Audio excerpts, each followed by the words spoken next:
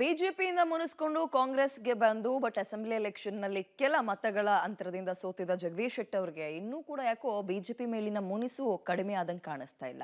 ಮತ್ತೊಂದು master stroke ಕೊಡೋಕೆ ತಯಾರಿ ನಡೆಸ್ತಾ ಇದ್ದಾರಂತೆ. ಹೇಗೆ ಅದು ನೋಡ್ತಾ ಹೋಗೋಣ. ಸೋತ ಬಳಿಕ ಬಿಜೆಪಿಯಿಂದ ಅಂತರ ಕಾಯ್ದುಕೊಂಡ ಮಾಜಿ ಸಚಿವ ಶಿಷ್ಯನನ್ನ ಕಾಂಗ್ರೆಸ್ಗೆ ಕರೆತರಲು ಶೆಟ್ಟರ್ ತೆರೆಮರೆ ಕಸರತ್ತು.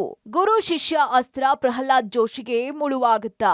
ಮಾಜಿ ಸಿಎಂ ಜಗದೀಶ್ ಶೆಟ್ಟರ್ ಈ ಬಾರಿ ಕಿಂಗ್ ಅಲ್ಲ, ಕಿಂಗ್ ಮೇಕರ್ ಆಗುವ ಬಿಜೆಪಿ ವಿರುದ್ಧ ರಣಕಹಳೆ ಮುಳುಗಿಸೋದಕ್ಕೆ ಸತ್ತಿಲ್ಲದೆ ತಯಾರಿ ನಡೆಸ್ತಾ ಇದ್ದಾರೆ. ವಿಧಾನಸಭಾ ಚುನಾವಣೆಯಲ್ಲಿ ಮುಗ್ಗರಿಸಿರುವಂತಹ ಮಾಜಿ ಸಚಿವ ಶಂಕರ್ ಪಾಟೀಲ್ ಮುನೇನಕೊಪ್ಪ ಅವರನ್ನ ಕಾಂಗ್ರೆಸ್ಗೆ ಕರೆತರುವುದಕ್ಕೆ ಬಲೆ ಬೀಸಿರುವ ಲಕ್ಷಣ ಕಾಣಿಸ್ತಾ ಇದೆ. ಈ ಮೂಲಕ ಗುರು ಶಿಷ್ಯರು ಒಂದಾಗಿ ಪ್ರಹ್ಲಾದ್ ಜೋಶಿ ಅವರಿಗೆ ಕಠಿಣ ಸವಾಲಾಗೋದಿಕ್ಕೆ ಮುಂದಾಗಿರುವ ಬಗ್ಗೆ ಧಾರವಾಡ ರಾಜಕೀಯ ವಲಯದಲ್ಲಿ ಬಿಸಿ ಬಿಸಿ ಚರ್ಚೆ ಹುಟ್ಟು ಹಾಕ್ತಾ ಇದೆ. ಇನ್ನು ವಾಪಸ್ಸು ಶೆಟ್ಟರ್ ಅನ್ನ ಕರೆತರೋದಕ್ಕೆ ಬಿಜೆಪಿ ಪ್ರಯತ್ನ ನಡೆಸಿರುವ ಬಗ್ಗೆ ಗುಸು ಪಿಸು ಪಿಸು ಕೇಳಿ ಬರ್ತಾನೆ.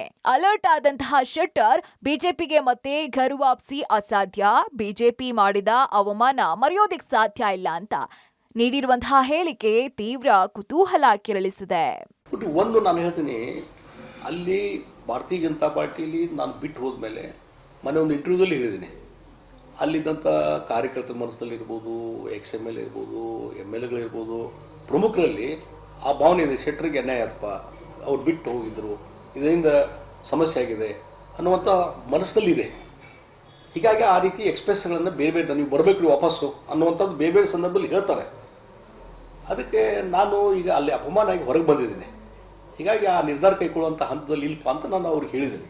ಎಸ್, ಬಿಜೆಪಿ ಸಂಘಟನಾ ರಾಷ್ಟ್ರೀಯ ಪ್ರಧಾನ ಕಾರ್ಯದರ್ಶಿ BL ಸಂತೋಷ್ ಮತ್ತು ಪ್ರಹ್ಲಾದ್ ಜೋಶಿ ಶೆಟ್ಟರ್ಗೆ ಟಿಕೆಟ್ ಕೈ ತಪ್ಪಿಸುವಲ್ಲಿ ಜೊತೆಗೆ ಮುನೇನಕೊಪ್ಪ ಅವರನ್ನ ಸೋಲಿಸೋದಿಕ್ಕೆ ಪ್ರಮುಖ ಪಾತ್ರ ವಹಿಸಿದ್ರು ಅನ್ನೋದು ಶೆಟ್ಟರ್ ಬಣದ ವಾದ.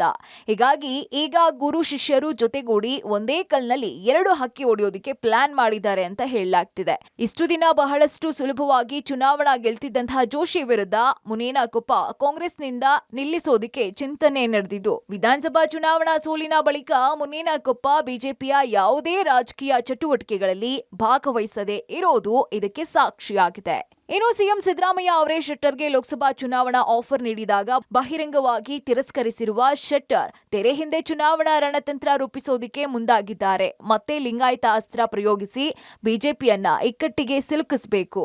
ಧಾರವಾಡ ಕ್ಷೇತ್ರದಲ್ಲಿ ಲಿಂಗಾಯತ ವರ್ಸಸ್ ಬ್ರಾಹ್ಮಣ ಎಂಬ ಅಸ್ತ್ರ ಪ್ರಯೋಗ ಮೂಲಕ ಉತ್ತರ ಕರ್ನಾಟಕ ಭಾಗದಲ್ಲಿ ಕಾಂಗ್ರೆಸ್ ಉತ್ತಮ ವಾತಾವರಣ ನಿರ್ಮಾಣ ಮಾಡಬೇಕು. ಜೊತೆಗೆ ಪ್ರಹ್ಲಾದ್ ಜೋಶಿ ಅವರಿಗೆ ಸೋಲಿನ ರುಚಿ ತೋರಿಸಬೇಕು ಅನ್ನೋದು ಶೆಟ್ಟರ್ ರಣನೀತಿ.